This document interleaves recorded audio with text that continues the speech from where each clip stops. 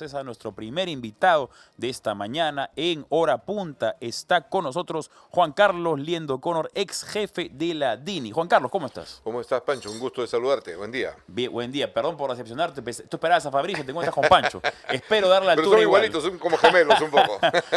Bien. Antes de comenzar con el tema, que es justamente la policía única, algo que ya hemos hablado tú y yo en varias oportunidades, que a diferencia de otros países, el Perú solo tiene una policía, a diferencia de en nuestro tiempo, en el pasado, donde sí teníamos una pluralidad de policías que tenían diferentes efectos o diferentes propósitos. Quería comentar contigo lo de Fernando Sillonis, porque yo sé que tú también en alguna oportunidad, creo que hemos incluso compartido un almuerzo con él, y me imagino que también estás conmocionado, al igual que yo. Bueno, totalmente sorprendido, porque, digamos, es necesario en política mantener un mínimo de una línea de coherencia, ¿no? Y los tiempos actuales, digamos, ocultar o disfrazar posiciones es complicado, porque más temprano que tarde salen a la luz y comprometen a otras personas. O sea, no solamente es el punto de compartir un almuerzo, sino tener ideas similares, que no dudo que las tenga, ¿no? Pero es indispensable recordar que el caso Odebrecht es el caso más grande de corrupción de la historia política de la República Peruana. O sea, eso es un hecho concreto.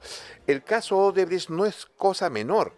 Ha deslegitimado toda una clase política, ha deslegitimado toda una generación política, ¿no? Por el daño grave que ha causado en uno de los periodos de riqueza más grandes del Perú, incluso en pandemia, ¿no? Las personas asociadas con Odebrecht han traicionado, digamos, los principios propios de la peruanidad. Exacto, ¿no? Digamos, ese es el gran problema, y Odebrecht es una mafia internacional. Claro, y no hay, digamos, expresidente del Perú que se escape siquiera de la sospecha de haber participado en actos ilícitos con Odebrecht. Incluso tenemos a la exalcaldesa Susana Villarán, quien pasa muy desapercibida, ¿no? Eso siempre llama la atención, cómo es que los medios de comunicación tradicionales atacan más a unos, pero ella, que es una corrupta confesa, pasa un poco desapercibida. Pero como mencionaba, funcionarios públicos de todas las escalas no han escapado de las garras de la corrupción de Odebrecht.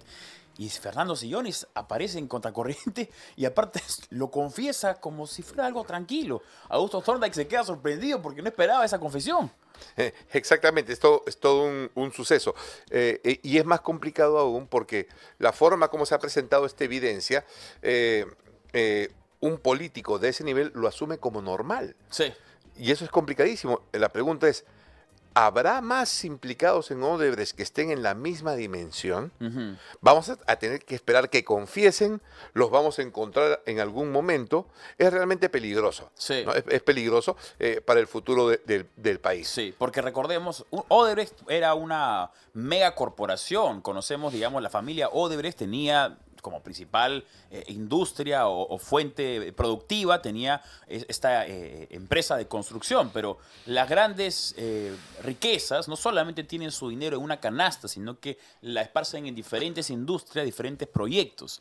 Pero por supuesto que si de un lado parte la ilicitud, significa que ilicitud hay en todas partes. Entonces, cuando comienza se destapa la mega corrupción de Odebrecht a nivel regional, lo más probable es que estas personas lo que hayan hecho es sacar todo el dinero que tenían y ponerlo en otras partes. Y cambiar de nombre. Cambiar de nombre, pero eso ahí estamos hablando prácticamente de lavado de activos. El hecho de que la empresa puntual de la que es representante, el señor Fernando Sillonis, no haya, o que sepamos hasta ahora, no haya cometido actos ilícitos, no significa que los activos por los cuales comenzó esa empresa no tengan una proveniencia ilegal. Y eso es bien complicado porque deslegitima y pone en tela de juicio a nivel jurídico todos los contratos que haga, porque se está manejando. A ver, lo más simple es que provenga de un origen ilegal, sobre todo cuando se trata de ocultar una responsabilidad frente a la justicia. Es mucho más complicado, ¿no? Sí. Pero las mismas prácticas continuarán. Aquí es necesario precisar, Pancho, que Odebrecht es el primer caso de mega corrupción política.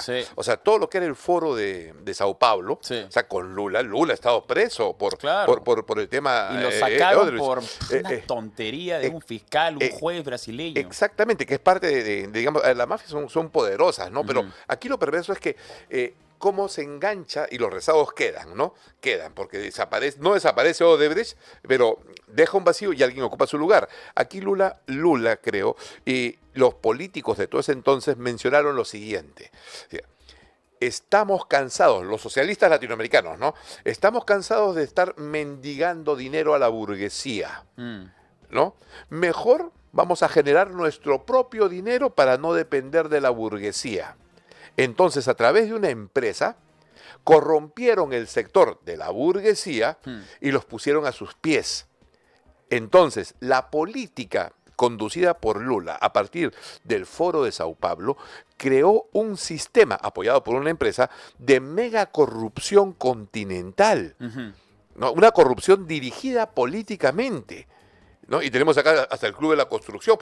Y no solamente es Odebrecht, es OAS, Camargo Correa y toda una serie Claro. de Satélites o de cómplices, satélites, ¿no? De la corporación que fueron dirigidos políticamente. O sea, la corrupción política de la izquierda del socialismo al siglo XXI, en el Foro de Sao Paulo, es la que impulsa la corrupción de Odebrecht para imponerse, ¿no? Sobre la burguesía.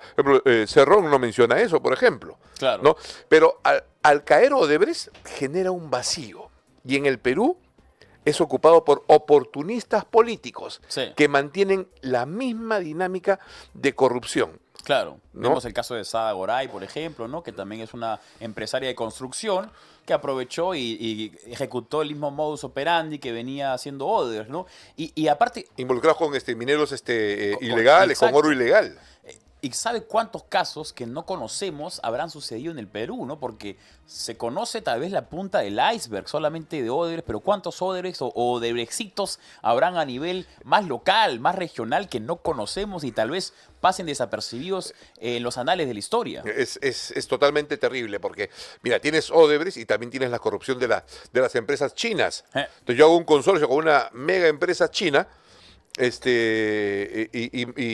acuerdo con el Estado de que voy a construir con una mega empresa china que nunca existe y el Estado me da el 70-80% por adelantado de la obra y no tengo ni empresa, ni maquinaria, ni nada, solamente un contrato, un consorcio con una empresa china. Sí. O sea, la misma modalidad de Odebrecht, ¿no? Entonces, sobre el tema inmobiliario, tienes desde el clan Orellana, por ejemplo, ¿no? O sea, la industria de la construcción inmobiliaria ha sido el receptáculo de la mega corrupción política. Entonces, ese es un gran problema. Sí. Vamos ahora al tema de la policía, que también es siempre prudente mencionar, porque como recordarán ustedes que nos están escuchando o nos están viendo, porque la señal de Radio Betel no solamente llega a nivel auditiva por el espacio radial, sino que también se emite por las plataformas de Facebook y YouTube en vivo y en directo, y aparte, desde esta temporada 2025 también está al aire en el canal 25.1 de la señal abierta. Y como mencionaba, ya hemos mencionado varias oportunidades, la criminalidad es lo que más preocupa a los peruanos. Para poner un par de ejemplos, porque yo he conversado también con representantes de las bodegas a nivel nacional y me dicen que 8 de cada 10 bodegas, que es un montón, 80% de las bodegas a nivel nacional, que son como 550.000 en total, son extorsionadas. Solamente bodegas. Es una industria, pero tenemos microempresarios que no son bodegas, que simplemente son ambulantes, también son extorsionados. Panaderías, ¿no? Restaurantes. Justamente conversaba el otro día con un amigo, me decía, es un amigo que le gusta hacerse tatuajes, ¿no? Y me decía, mi tatuador vive en Los Olivos y por allá ya hay bastante extorsión y tiene su estudio de tatuajes en Miraflores. Y él me decía, yo pensé que estaba protegido en Miraflores. Pensé que Miraflores no iba a pasar la extorsión. Pero ya llegó. Ya llegó la extorsión a Miraflores.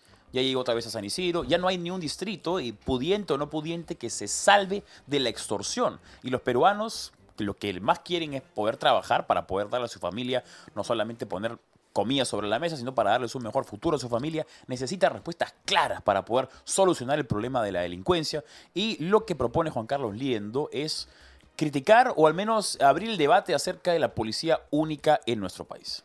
Sí, dentro de todo el fenómeno y la tragedia social en que se ha convertido la seguridad para los ciudadanos de a pie, donde la extorsión se ha multiplicado y expandido en todos los niveles de la sociedad, se tiene que combatir. Entonces, esto ya tiene dimensiones políticas, ¿no? Y es parte de todo el proceso de abandono del Estado. Y toda esta política progresista caviar que ha desvirtuado las funciones de seguridad del Estado. Sí. O sea, todo está colapsado. Mira, todos los niveles de seguridad, mira el tema del techo en este centro comercial de Trujillo, Sí. la caída de un puente, Exacto. ¿no? La paralización de actividades de centros comerciales hoy en día. O sea, la seguridad ha colapsado en términos generales en todo el país. Se necesita una reconfiguración general en términos de los desafíos modernos. Centrándonos en la policía. A ver, no puede vivir una sociedad sin policía, menos Claro. ahora, ¿no? Y en situaciones complejas, ¿no? Pero es necesario, ¿no? Criticar y enfrentar en términos de debate la realidad de una institución que nos pertenece a todos los peruanos. No le pertenece a un ministro, no le pertenece a los jefes policiales, no le pertenece a la presidencia de la República, le pertenece a todos los peruanos. Es la policía. La policía tiene una lógica que es el servicio a la sociedad bajo los principios de la ley y el orden.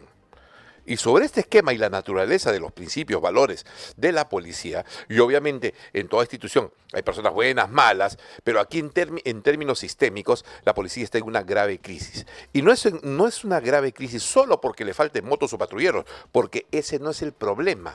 Aquí yo manifiesto enfáticamente que la solicitud de el ministro del Interior para declarar en emergencia a la policía solo para hacer más gasto es totalmente inconsecuente con la realidad. Pero también sí falta recursos. O sea, es uno de los problemas que hay. Es un problema grave, lo que faltan los recursos, grave, se necesitan recursos, Claro. ya, pero no le puedes dar más recursos a una institución que está quebrada en su sistema de gestión, que su sistema de captación de personal ha colapsado, Sí. que está infiltrada por el crimen, porque hay corrupción interna. El tema, por ejemplo, eso de la compra de los días de Franco. O sea, no se puede cargar más a la policía con todo ello porque la necesitamos. Claro, pero a ver, ¿no? tenemos una institución que es sumamente necesaria en el país. No podemos desechar la importancia de la policía, a pesar de que justamente, como tú bien mencionabas, el discurso caviar ha sido de criminalizar al policía, Exacto, al punto exacto. en que el policía no puede hacer su trabajo por miedo a que venga una comisión interamericana o un organismo Es supranacional absurdo. o unos abogados que defienden a estas personas, a los delincuentes, y los ataquen a ellos por hacer su trabajo. Exacto. Pero aparte de eso, sí tenemos distintos problemas, como tú mencionas, de la policía. ¿Cómo agarramos al toro por las astas? ¿Cuál es el punto de partida? Porque siempre cuando se habla de primero recursos, no, primero gestión, no, primero gestión, no, primero recursos, no, primero más gente. Entonces, Exacto. tenemos diferentes problemas de la policía, pero de alguna manera tenemos que comenzar. ¿Cómo Sí. hacemos en el corto plazo para tratar de mejorar Ya. el problema de la policía? Perfecto. En el corto plazo es indispensable reconocer la dimensión de la crisis. Si no reconoces que estás enfermo, Claro. ¿no? y quieres participar en una carrera de 100 metros porque te vas a morir a los 20, 30 metros, Claro. no hay manera. Entonces tienes que reconocer que se está mal. Yo trabajo con una serie de policías y conversamos, ellos reconocen que están mal. Es más, congresistas, políticos, reconocen la crítica situación, jefes de policía, pero todo el mundo tiene temor de expresarlo en público. ¿Por qué? Porque la reacción interna al cambio va a ser terrible. Claro, la Porque gente hay quiere evitar el estru- conflicto. Exacto, la gente no quiere ganarse el conflicto y no se trata que yo quiera ser un mártir, nada, sino que si la providencia nos da la oportunidad de expresarnos libremente por el momento en temas tan serios, entonces uno tiene que ser consecuente con lo que piensa, lo demás ya se verá, pues, ¿verdad? Exacto. No hay tiempo para tibiezas. No es tiempo de tibiezas y el problema de la policía es tan grave que hay que enfrentarlo por las astas, el toro por las astas. El primer paso es reconocerlo.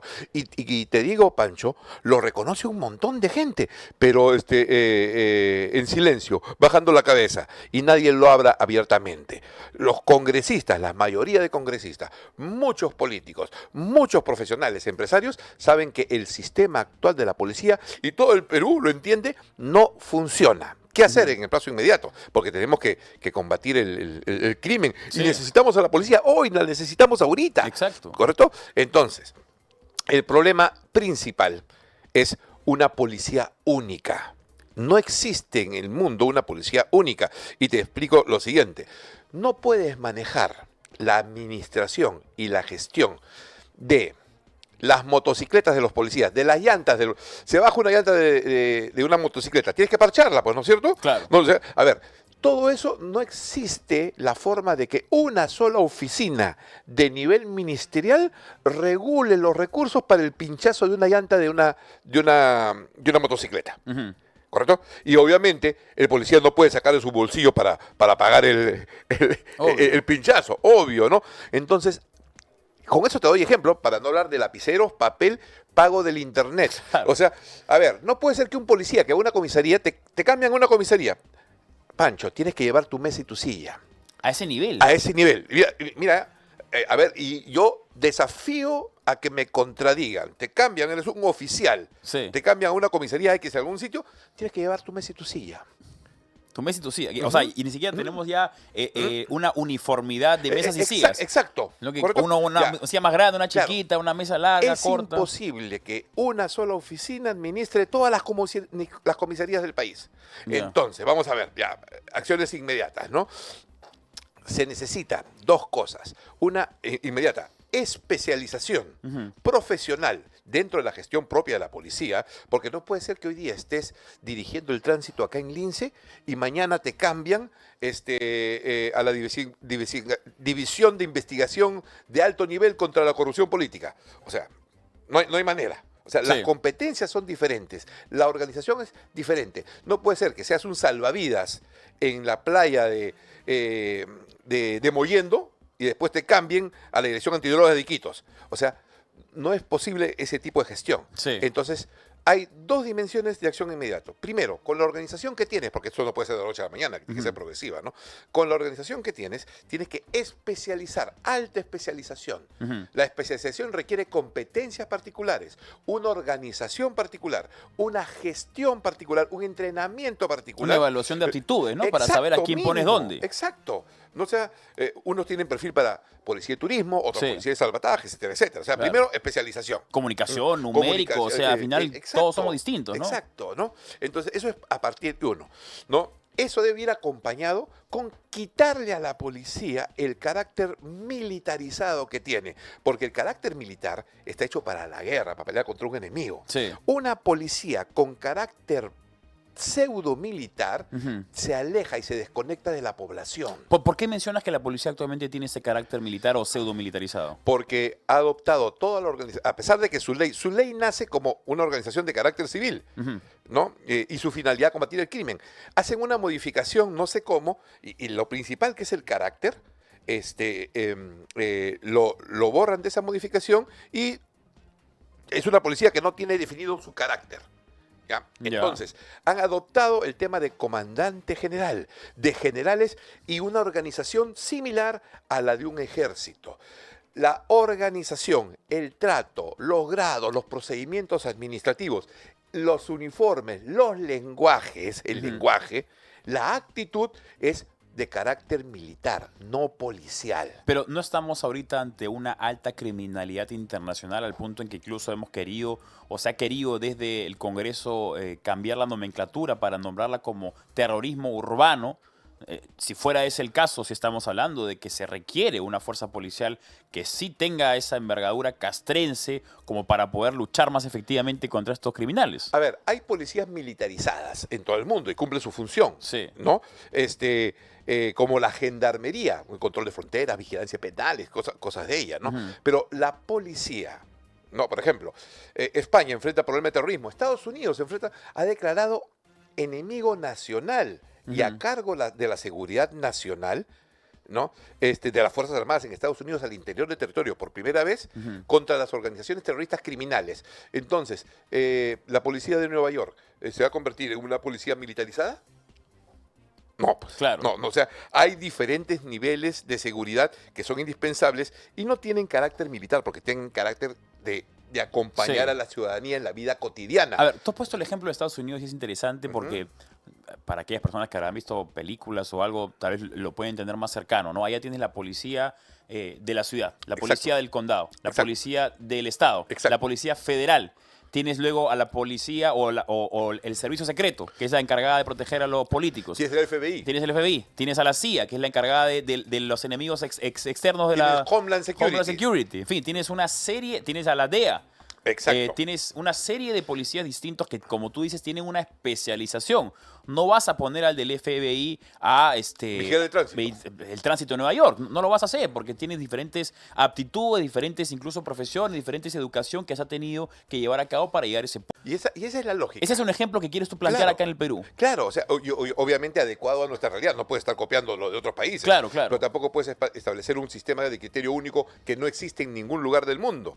¿no? ¿Qué planteamiento, valga la redundancia, qué planteamiento plantearías tú para desunificar la policía? ¿Algo así como local, regional, nacional? Sí, lo mínimo. A ver, antes teníamos bien claras las funciones, porque Chile lo mantiene igual. Sí. Ecuador más o menos había unos cambios, pero hay dependencias del Ministerio Público, Ministerio del Interior, porque también esas organizaciones policiales tienen diferentes pertenencias. Una policía local pertenece más a la ciudad, a la alcaldía, a la gobernación. Otra pertenece al Ministerio del Interior, otra al Ministerio de Justicia, otra se relaciona con las Fuerzas Armadas, porque es una dimensión que hoy día ha crecido porque los riesgos son multidimensionales, que requieren una atención de especialización. ¿A dónde apuntaríamos acá? Por lo menos, ¿no? Se necesita una policía local de seguridad ciudadana, que es para delitos menores y la vida cotidiana. Otra para orden público. ¿Ya? Y otra para criminalística, que era lo que la antigua policía de investigaciones. Yo expongo la necesidad de refundar la Guardia Civil, la PIP y la Guardia Republicana un poco para promover el debate, ¿no? Los desafíos son más grandes que eso, ¿no? Eso es muy simple, pero la idea es policías especializadas, con dependencias orgánicas diferentes y funcionales. Sí. Esto es en la parte funcional. Y en la parte administrativa, te doy otro ejemplo rapidito, ¿no?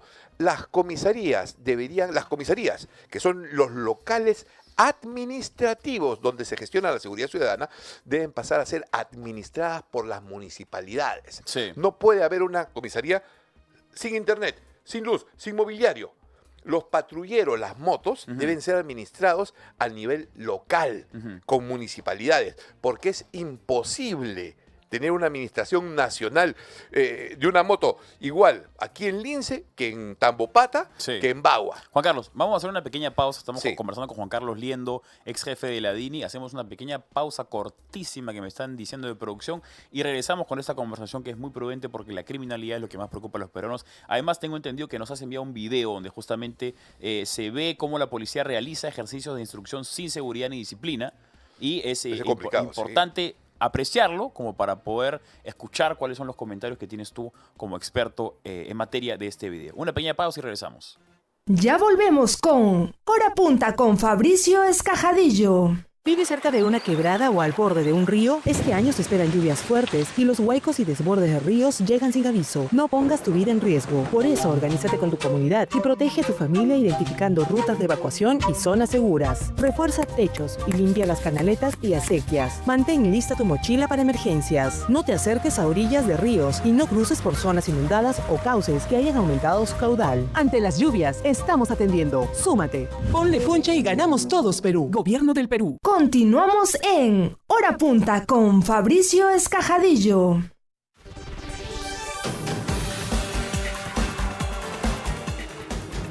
10:33 de la mañana, soy Pancho de Piero, reemplazando a nuestro queridísimo Fabricio Escajadillo. En su programa Hora Punta estamos conversando con Juan Carlos Liendo O'Connor, ex jefe de la DINI. La conversación con Juan Carlos hasta ahora ha sido muy interesante. Estamos hablando de la policía única, que es lo que define la policía en nuestro país, a diferencia de las policías en otros países, no solamente en Estados Unidos, donde tienes un gran abanico de policías, sino acá en la propia región sudamericana tenemos países vecinos que cuentan con diferentes policías, con diferentes aptitudes, diferentes expertices, que se utilizan justamente las aptitudes de cada una de las personas para colocarlas en la mejor posición y que puedan ejercer el cargo de la policía de la mejor manera posible y más efectiva. Como comentaba Juan Carlos, tenemos un video, vamos a analizarlo, vamos a observarlo ahora para aquellos que nos están siguiendo de manera audiovisual y luego vamos a comentarlo con Juan Carlos Liendo, ex jefe de la DINI. Vamos con el video. Sin audio, ok. Creo que sin audio, pero estamos ahí. Sí. Bien, este es el video donde vemos cómo la Policía Nacional realiza ejercicios de instrucción sin seguridad ni disciplina. Yo no tengo conocimiento de causa, pero Juan Carlos Liendo nos dará sus impresiones al respecto para ver cuáles son, en todo caso, las falencias o cuáles son las características que puedes identificar. Bien, ¿qué es lo que identificas tú ahí, Juan Carlos, donde podrías hacer alguna apreciación acerca de lo que está bien o lo que está mal? A ver, el manejo de las armas es el manejo de las armas Sí. es la actividad más crítica, digamos, de la formación de un personal que emplea armas, ¿no? Tiene que tener el escenario adecuado, tiene que tener una capacitación básica mínima, tiene que haber un periodo progresivo de entrenamiento, ¿no? Y un periodo de ensayos previos. O sea, tienes tu capacitación básica, instrucción, Sí. entrenamiento y ensayos previos. Sí. Y después una rutina para mantener el manejo del arma, ¿no? Todo ¿Hay esto una organizado. deficiencia en el manejo de las armas en la Policía Nacional actualmente? Bueno, este video refleja fallas estructurales en la instrucción que van desde... se supone que este es un tipo de entrenamiento aplicativo, en pareja, Ya. donde las personas que están con las armas ya deberían haber tenido una instrucción no solamente básica, sino hasta entrenamiento y capacitación y entrenamiento. ¿Y no lo han tenido? Tenemos ahí un efectivo policial que no sabe manejar su arma, que no respeta las medidas de seguridad. Pero ¿cómo puede llegar a ser un efectivo policial si no tiene ese conocimiento básico? Es complicadísimo. Es complicado. Y si no tiene los recursos, ¿no? ¿Cuántos ejercicios de tiro al mes hace un policía con su arma? ¿Dónde los hace? ¿Tienen polígonos? ¿No? ¿Cómo se organiza? ¿No? La instrucción de tiro. Uno ve la forma como está organizado el campo. No hay medidas de seguridad. No hay orden, no hay disciplina. El muchacho que está con el arma pone en peligro no solamente su vida, la de su compañero, la del instructor, la de los otros alumnos. No, y si escuchas el lenguaje Lo hemos apagado porque creo que es un poco soez. sí, no, podría ser soez en una situación crítica, pero la forma en cómo se dirige, digamos, demuestra que no hay una profesionalización para el manejo de las armas.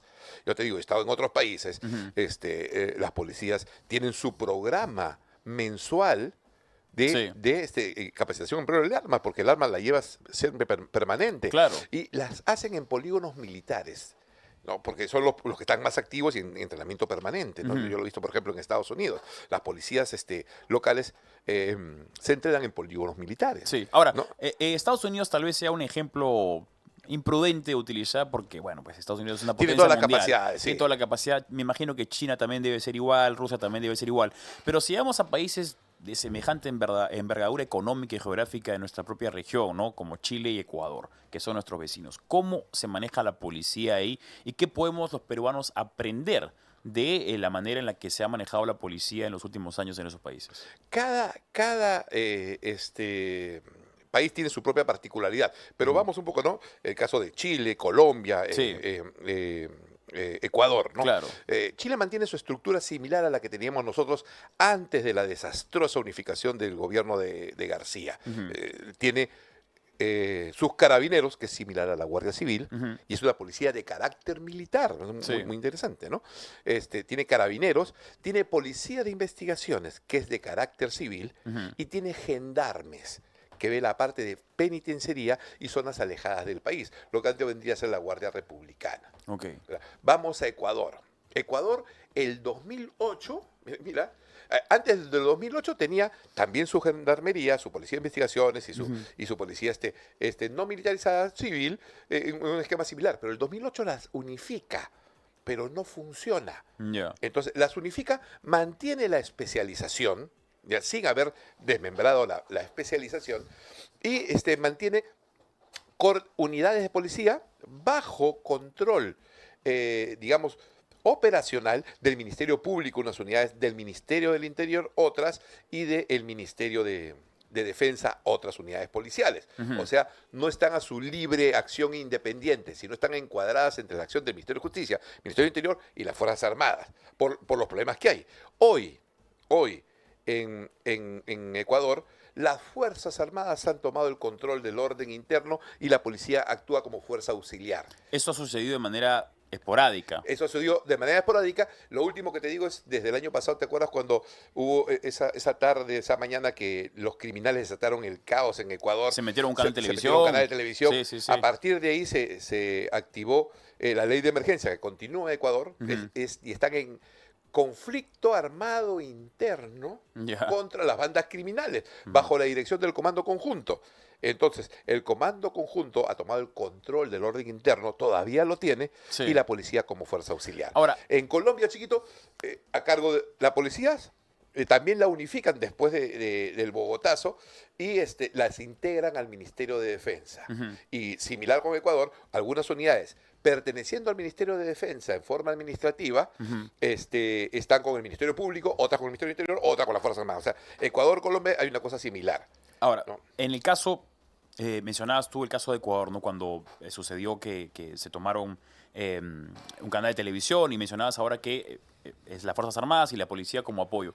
Cuando ha sucedido acá en el Perú que también se declara estado de emergencia y salen las Fuerzas Armadas, alguna de las críticas que se hacen es que no hay un congenio entre Fuerzas Armadas y policía porque tienen preparaciones distintas y al fin y al cabo no tienen la instrucción como para poder trabajar de manera conjunta.